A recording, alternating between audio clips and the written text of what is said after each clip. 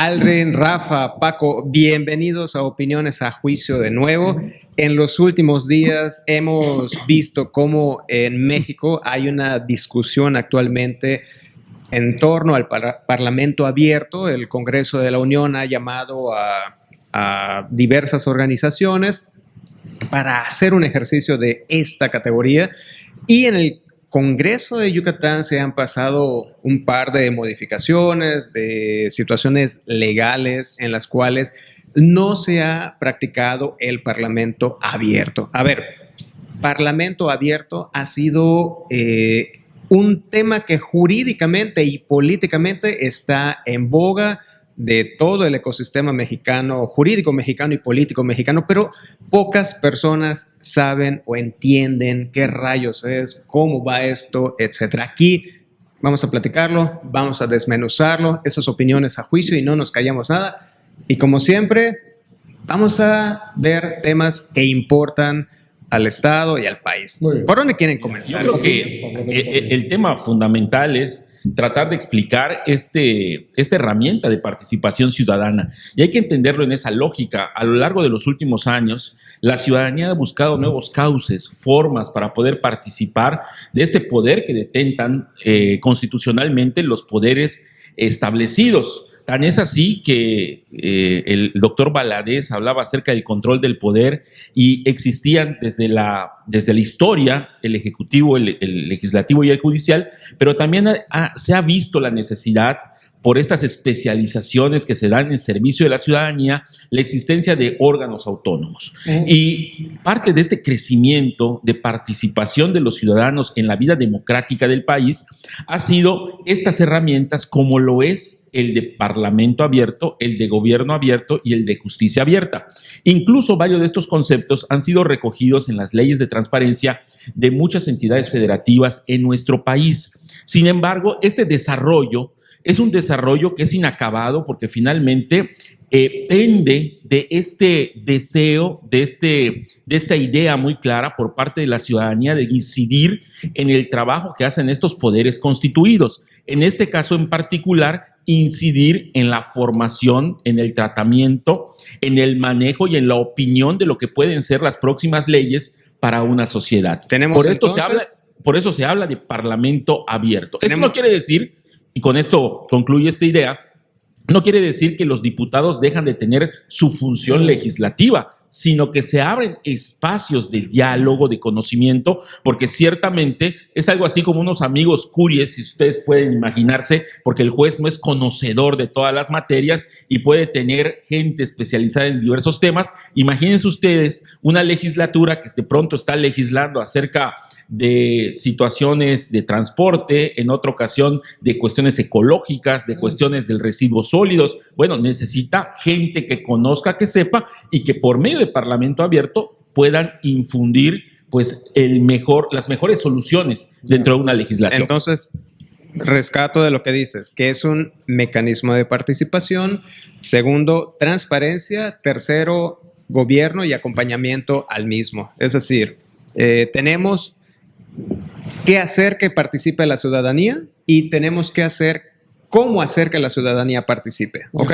Luego, la parte de transparencia, es decir, poner accesible los datos, que haya los mecanismos suficientes para hacerlo, y también que lo que son los diputados, lo que son los congresos, permitan el acompañamiento de la ciudadanía a través de algunos medios. Vamos bien hasta ahora, ¿no? Perfecto. Vamos. Perfecto. Ahora, ¿qué sucede, por ejemplo, en estos ejercicios cuando se hacen mermadamente, como ha sido el caso de, pongamos, la legislación de Yucatán? No se toma en consideración, o se toma parcialmente, o estamos viendo que no sabemos específicamente cómo implementarla. ¿Por qué? Porque en ocasiones es tan nuevo que a veces lo que no sabemos es cómo implementarla, ¿no? Habíamos mencionado en un video anterior que cuando se hizo la reforma a la ley del ISSSTE, se llama a un grupo de expertos, y luego se pone a disposición de la ciudadanía una plataforma en la cual solamente llegan 3 propuestas, me parece: un saludo, una situación ahí de alguna queja y una propuesta, ¿no? Es decir, todavía vamos perfeccionando. Ahora, participación política, Rafa. Tú hiciste una tesis en materia de consulta previa.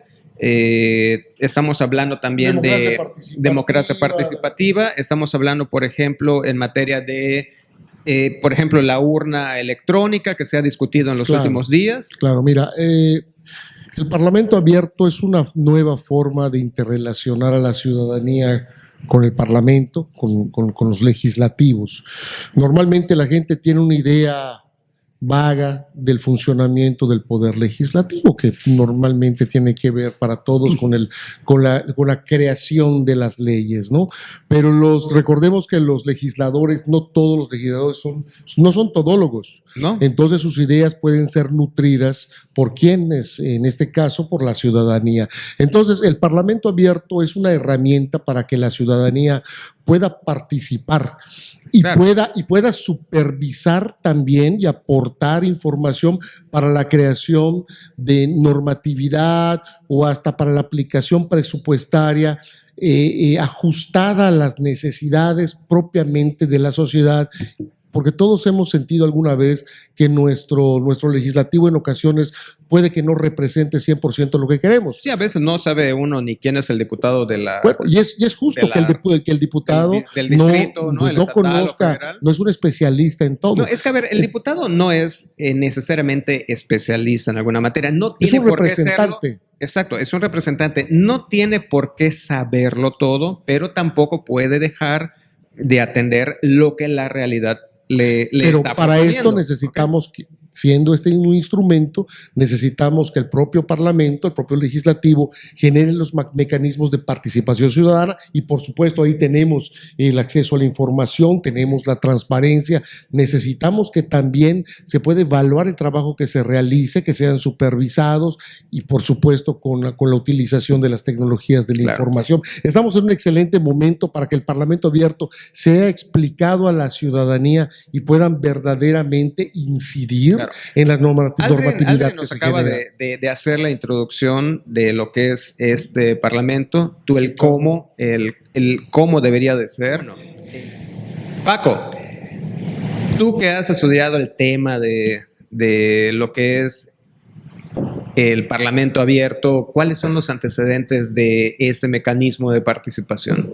Ok, siendo un poco más sintéticos por el tiempo que tenemos, podemos decir que entre los antecedentes más inmediatos o directos que la Suprema Corte nos ha mencionado, y traigo esa colación porque en los amparos en revisión 25 y 27 de 2021, que derivaron de las demás de amparo que se promovieron por el voto secreto en las discusiones contra la negativa del Congreso del Estado de aprobar las uniones de parejas del mismo sexo.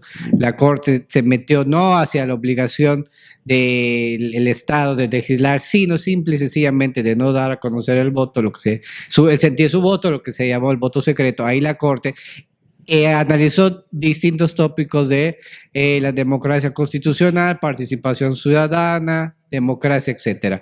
Ahí, contestando tu pregunta, nos dijo que el Parlamento abierto se considera que sus antecedentes, al menos más reconocidos, o los que la Suprema Corte nos trajo a colación, vienen de iniciativas del Banco Mundial y del Instituto Nacional de la Democracia.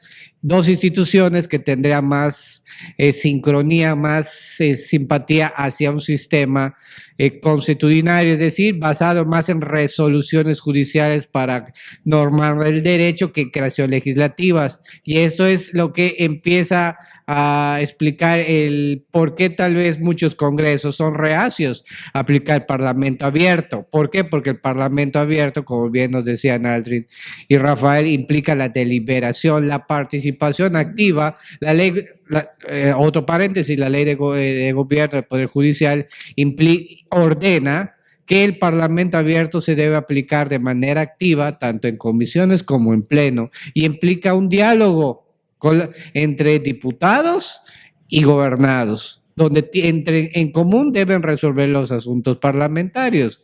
Es un cambio muy brusco. Claro. En el sistema mexicano, Claro, es un cambio muy brusco pasar de un sistema totalmente... De pasar de un monólogo legislativo a un diálogo legislativo con la diferencia total, y eso decía bien Aldrin, la diferencia total que la palabra, Siempre el voto va a ser del legislador, pero vas a tener que escuchar y permitir el deliberar pero yo sí coincido contigo en el tema, al ciudadano. Paco, de la importancia de las tradiciones jurídicas.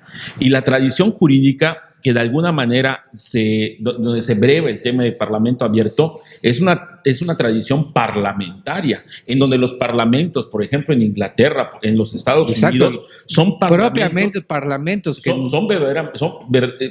parlamentos donde se parla.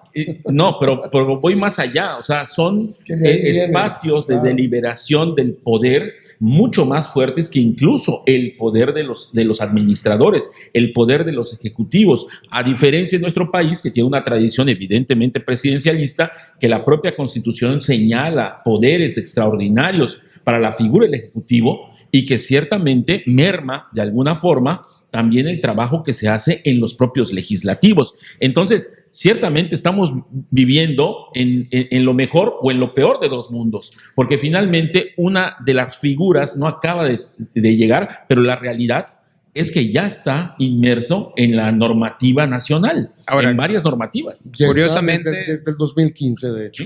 Curiosamente, cuando hablamos de parlamento abierto, no es exclusivamente elaboración de leyes. ¿No? Y no estamos hablando tampoco de modificación de leyes o de la Constitución. Estamos hablando de otro gran componente que es el de acceso a la información, Totalmente. su manejo. Es decir, hay un vínculo muy profundo e intrínseco. Por eso es que van asociados usualmente esos dos grandes bloques, ¿no? Pero hay algo que menciona aquí el doctor Parra, que es muy importante a mi sentir, que es el salto brusco que se da de un sistema a un parlamento abierto, que estás hablando un mecanismo de un sistema a otro que no es exactamente igual. La tropicalización que le dicen, el parlamento abierto, estás hablando de lo más depurado de la participación ciudadana que incide en la cuestión presupuestaria, en la cuestión administrativa y en la cuestión de la elaboración de leyes. No es incorrecto, es perfectamente aceptable, correcto, pero tiene que progresar. Pero yo pienso que el paso número uno es precisamente hacer lo que estamos haciendo, es explicarle a las personas y al ciudadano qué es el Parlamento abierto, para que lo entiendan como su oportunidad de tener voz para participar, incidir, revisar. Es una herramienta de participación ciudadana y quizás tendremos que retrotraernos al tema de participación ciudadana. A eso iba. ¿Cómo estamos en el tema de participación ciudadana en nuestro país? Y la realidad es que los números, las estadísticas claramente señalan que nuestro país, a diferencia de otros países, como por ejemplo aquellos que tienen un origen del parlamento abierto, del sistema anglosajón, pues es totalmente diferente, son dos mundos, porque aquí pensemos nosotros, a las personas que nos están escuchando y viendo, ¿cuántos de nosotros tenemos este asociacionismo o tenemos esta posibilidad de participar con otros vecinos, amigos, personas? ¿A cuántas asociaciones pertenecemos? Y se hizo un estudio al respecto, y en Estados Unidos te decían que alrededor, estoy hablando de un estudio de hace más de 15 años, en donde se hablaba que en los Estados Unidos el mínimo de asociaciones en las cuales participaba un ciudadano eran alrededor de 7 a 8 asociaciones. Y esta capacidad de participación en nuestro país se ve reducido en menos de un dígito. Hay un indicador apoyando lo que dices. Ojo, esto no quiere decir que no participemos en las elecciones. Sí, tenemos participación en las elecciones, pero esa participación no se ve de la misma forma en la cotidianidad. Y no olvidemos una cosa, la participación en la arena pública es lo que nos hace ser ciudadanos. Ya, yo apoyando lo que dice el doctor Aldrin Briceño, de hecho hay indicadores precisamente respecto a la profundidad de la democracia de un país que toman como parámetro el número de ONGs y a cuántas ONGs pertenece cada persona. Hazle una pregunta a las personas que nos escuchan. ¿Cuántos de ustedes pertenecen a una ONG? ¿Cuántos de ustedes han hecho una propuesta ciudadana? El número definitivamente no es el que vas a esperar en países que están profundamente culturizados en la participación ciudadana, pero hay que empezar. Y yo creo que la forma de iniciar es explicar primero qué es el Parlamento abierto, que es la puerta. La parte de la participación ciudadana, usualmente el método más tradicional es el voto, ¿no? Es decir, que es presidente cada 6 años. Pero no puede ser tu única participación cada 6 años. Para la elección de algún representante. Y después de esto, nadie sabe qué pasa con el voto y nos vemos dentro de 3 o 6 años. ¿Quién es su diputado? ¿Quién le representa a nivel federal? ¿Por qué mencionábamos otros países? Porque como han visto en muchas películas, ¿no? Voy a escribirle a mi representante. Escriben una carta, hacen una petición o escriben un email. Actualmente, ¿cuál es el email de tu diputado, de tu representante? ¿No? A ver, la mayoría de las personas no saben ni a qué distrito electoral o a cuál están, ¿no? ¿Quiénes son sus representantes? Si no saben a qué distrito, no saben. Para empezar, ¿cómo es esta comunicación? Y luego, ¿cuál es la información que se maneja en torno a el tema sobre el cual se va a tratar o se va a legislar? ¿Está puesto a disposición o no está puesto a disposición? Y eso también es lo que es fundamental. Hay algo muy importante además, que el ejercicio de la participación ciudadana y el Parlamento abierto es un ejercicio que puede tener en México ya algunos años, Como comentabas, Aldrin, también mencionaron Rafa y Paco hace un momento. Está el sector de lo que son las ONGs, las asociaciones civiles, los grupos de trabajo que buscan una incidencia, es decir, lo que son estas organizaciones que trabajan haciendo, como hizo en algún momento Fox, ¿no? Haciendo lo que el Estado no hace. ¿Qué pasó con Fox? Que él inicia ese movimiento, lo fortalece y él le daba el dinero a muchas organizaciones para que hicieran lo que el gobierno dejaba de hacer o se lo ponía a manos de la ciudadanía. Haya funcionado o no, eso no nos corresponde acá, sin embargo, era un modelo. Ahora, lo que son las asociaciones o ese tipo de instituciones inciden actualmente en muchos aspectos de la sociedad, solamente que para poder llegar con un legislador, con un diputado, no voy a decir cabildo, porque curiosamente el cabildo que hay, por ejemplo, en la ciudad es bastante accesible, pero el que hay en otros sectores, literal, casi tienes que tumbar la puerta. Pero es una función precisamente del legislativo dar los instrumentos y los espacios para que se genere el Parlamento abierto. No es necesariamente de la ciudadanía, depende del legislativo. Sí, claro. El punto está en que usualmente son puertas que tiene que dejar abierto el legislativo. Pero lo que yo comento es que son estas instituciones las que han estado golpeando y haciendo fuerza a través de otros medios, llámese medios de comunicación, llámese redes, llámese cualquier otra protesta, marcha, etcétera, para tratar de generar un cambio, ¿no? O que sean escuchados en dado caso, ¿no? Pero bueno, lo vamos a dejar como siempre como una opinión a juicio.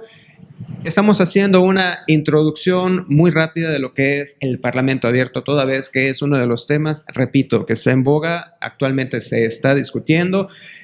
Y si quieren que sigamos trabajando sobre el tema, como siempre, comuníquese con nosotros, saben cómo contactarnos. Sus opiniones a juicio, Aldrin, Rafa, Paco, gracias como siempre. Atomic.